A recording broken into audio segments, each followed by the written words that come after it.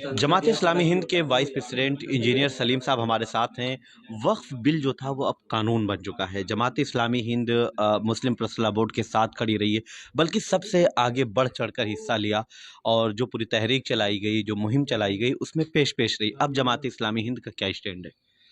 नहीं, जैसे अब तक हम सब मिलजुल कर इस बिल को कानून बनने से रोकने के लिए जो कोशिशें करते रहे, अब ये कानून बन गया है और राष्ट्रपति के दस्तखत भी हो गए हैं। तो अब इस बिल को वापस करने के लिए जो भी जमहूरी तरीके, पुरअमन तरीके मौजूद हैं, उन तमाम तरीक़ों को अपनाया जाएगा। मुस्लिम पर्सनल लॉ बोर्ड जो है उसके साथ हम सब मिलकर, चाहे वो अदालत जाने का मामला हो या पब्लिक के बीच जाकर अपनी बात कहने का मामला हो, और पब्लिक में इस बिल की, इस कानून की जो ख़तरनाकियाँ हैं, इस कानून से जो नुकसानात हो सकते हैं देश को, समाज को और ख़ुद मुस्लिम समुदाय को, वो लोगों को सामने पेश करने की कोशिश की जाएगी कि जब सरकार अपनी नंबर के आधार पर, अगर सरकार के पास पार्लियामेंट में नंबर कुछ ज़्यादा हैं और उस घमंड में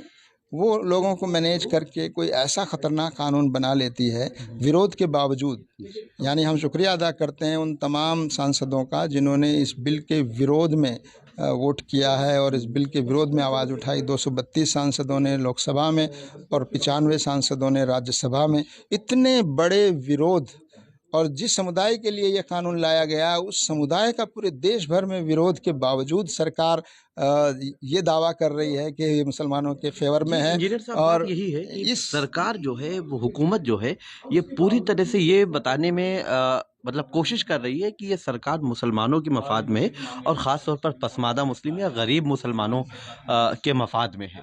तो इस पर क्या कहेंगे आप? झूठ है ये, और इतना बड़ा झूठ है जो पार्लियामेंट में भी बोला गया, बाहर भी बोला जा रहा है। संवैधानिक पदों पर मंत्री पद पर बैठे हुए लोग भी इस झूठ को दोहरा रहे हैं। तो लेकिन जिसके भले के लिए आप कानून ला रहे हैं, वो पूरा पूरा समुदाय इसके विरोध में है, उसके सारे संगठन विरोध में हैं।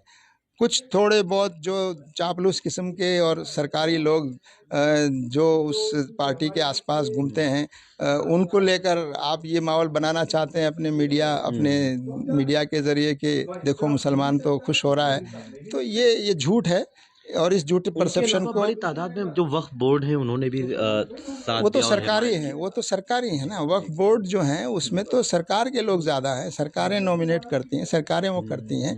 और ये भी एक गलत बात फैलाई गई जैसे कि गोया वक्फ बोर्ड खुद मुसलमान बनाता है।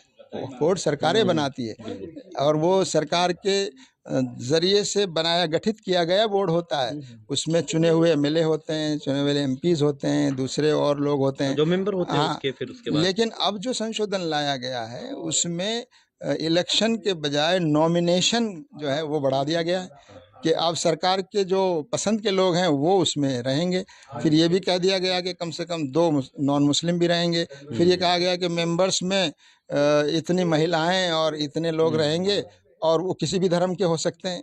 तो यानी आप हर तरीके से उसकी जो मुस्लिम ऑटोनॉमी है, जो संविधान हमको अश्योर करता है, उस ऑटोनॉमी को आप छीन रहे हैं। तो ये एक बहुत बड़ा ख़तरनाक पहलू है कि किसी कम्युनिटी से आप उसके धार्मिक अधिकार जो संविधान में दिए गए हैं उसको छीनने का प्रयास करें और उस कम्युनिटी को आप कमज़ोर करने की कोशिश करें। तो हम इस सच्चाई को लोगों को बताएंगे। जो गलती संसद में सरकार ने की है अपनी संख्या बल के आधार पर, तो उस गलती को या तो हम अदालत के ज़रिए से अदालत के पास जाएंगे या फिर आवाम के ज़रिए इस गलती को सुधारने की कोशिश होगी। जिस तरह से ये पूरा बिल आया, अब तो कानून बन चुका, लेकिन ख़ास तौर पर जो मिली तंजीमें, मुस्लिम तंजीमें थीं, इन्होंने चंद्रबाबू नायडू, नीतीश कुमार और चिराग पासवान, इन लीडरान की इफ्तार पार्टी का भी बाइकाट किया। ईद मिलन की बाइकाट की भी बात सामने आई और उसके बाद में इन पर इनसे अपील भी की गई। लेकिन इन्होंने हुकूमत के साथ खड़े रहने का फ़ैसला किया, बल्कि उनके हक़ में वोट भी दिया। तो अब उनको लेकर क्या हिकमत अमली होगी? नहीं, देखिए, आखिर तक ये पार्टियां हमको यकीन दिलाती रही कि हम इस बिल को पास नहीं होने देंगे, हम वक्फ के बारे में कोई गलत फ़ैसला नहीं होने देंगे। लेकिन आखिरकार उन्होंने जाकर जो हुकूमत के सामने सरेंडर किया और उनके फेवर में वोट किया।